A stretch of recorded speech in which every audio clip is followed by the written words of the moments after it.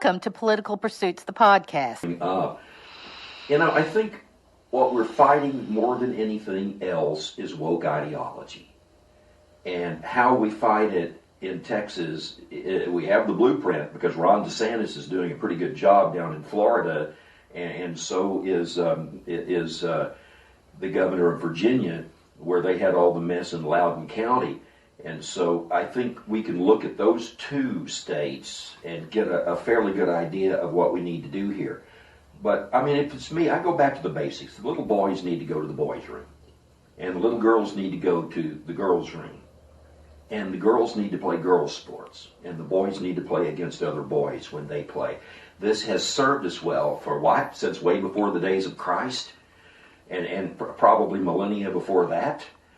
And some of the things that the Democrats and the left seem to believe are simple fantasies.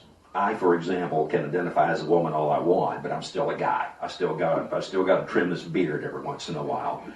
If I was a woman, I wouldn't have to do that. So there are things that are set in nature that are what we used to refer to as no-brainers that now everybody questions. And so I would like to just see us return to normalcy, to take a page from Sarah Huckabee Sanders in her reply to the State of the Union speech. America is now divided not by black and white, not by male and female. We're divided by normal and crazy. And right now, in so many of our areas, crazy is winning. Indeed it is. So, Hillary, I know you've been spending a lot of time in Austin, looking at the different bills and everything and going and talking with a lot of people. Is this your first time really working a legislative session? It is. Okay, well, what do you think? I mean, as a newbie on that, and I mean, you certainly are being thrown in at a level that a lot of people kind of gradually wade in. You, and I think to your credit, go, jump in there and do it. But I mean, what has been your overall thoughts and experiences as you've gone through this? Well, don't you feel like everything is just on warp speed? Right now, there is no slow fade anymore. We're there, and I think like we've probably heard it 100 times.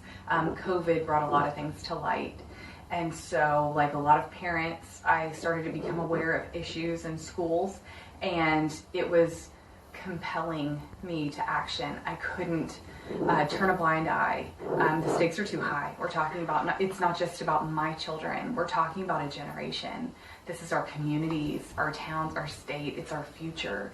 And so I did my best to get involved locally, speaking before the school board, diving into local issues and opportunities to volunteer with the schools, support teachers, connect with teachers, and unfortunately that just opened a lot of other issues that, and also a little bit, I feel like because I wasn't in lockstep with the district, and I'm very much pro Belton, I love my town, but because maybe there were some questioning or disagreements that I was a little bit marginalized and limited here, so I decided, you know what, I'm just going to go to Austin.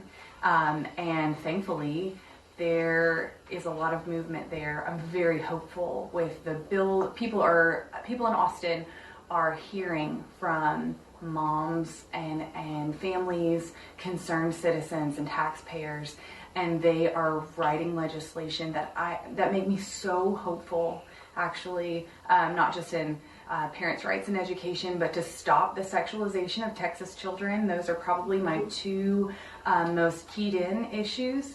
And like I said, I'm really hopeful.